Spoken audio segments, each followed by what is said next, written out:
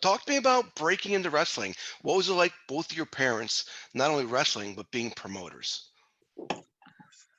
For me, it was like the perfect childhood because I think if you didn't like wrestling, you would have been doomed.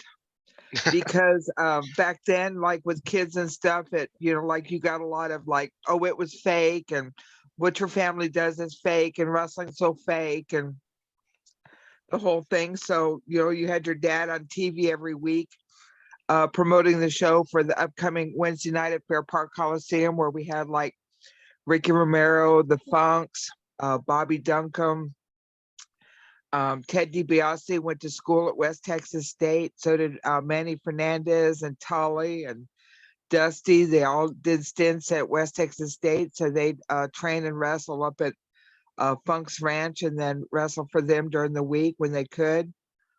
It was, for me, the absolute coolest childhood, to think, like both of your parents were wrestlers. And I grew up watching it. I grew up wanting to always be a part of it. And I guess when people say that I'm, like, oh, I've been in wrestling all my life, I can actually say I've been in wrestling all my life.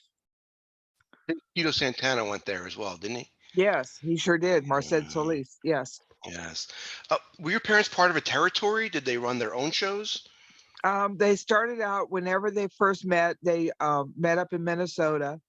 And then my mom was pregnant with me, I guess, whenever Lubbock became available. Sled Allen was actually the first promoter of Lubbock. Dad actually bought the house that he built, and my brother is still living in the house. It's almost like 60 years old. And for West Texas, that's pretty good. Um, with buying the promoters or the promotion, then he'd have to run shows out of the Amarillo office at that time. It was run by the Funks and Bob Geigel, I believe.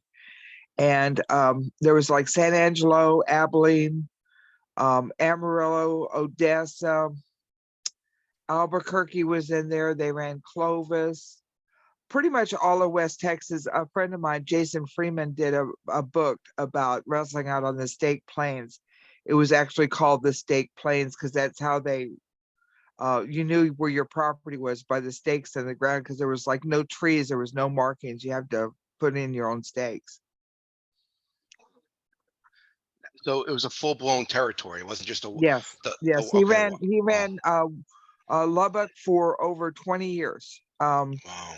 About 20 of those in the same building in Fair Park Coliseum. Fair Park was like, to me, the perfect setup for a wrestling building because you had dressing rooms on either side of the back area of the arena.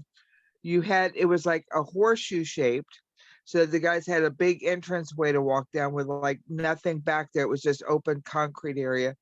Um, it had concrete bleachers on like three sides. You walked underneath the one. You had two concessions on each side. You had box offices on two sides. You had like offices you could go back and talk over finishes with. To me, it was like the perfect building. I sold a lot of soda pop programs out of Fair Park, but the crime and things that were happening in that area, Dad moved to the Civic Center to give it a more family um, atmosphere, and I guess a little more safer because the crime had gotten so bad in East Lubbock. But yeah, over 20 years he promoted in one area.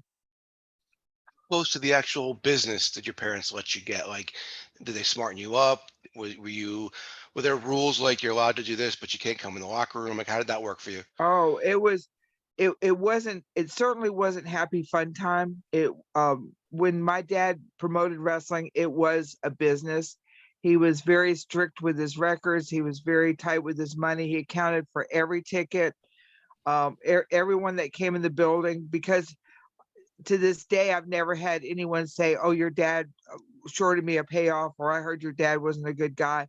It's always that my dad went above and beyond um promoting the shows, and the guys making sure that the guys got their money and their trans. And he made sure that each dressing room had a case of Coors ice down before the matches, and then you could take a beer or two with you whenever you left, to head home. He had ice cold beer for the guys.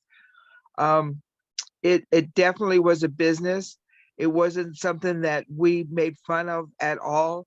When my brother and I were little, we didn't go to the matches except for maybe once or twice a year when we had a babysitter take us to the matches, and then we would sit on the back row, and if we were really really good, dad would take us and we would go back and meet the guys.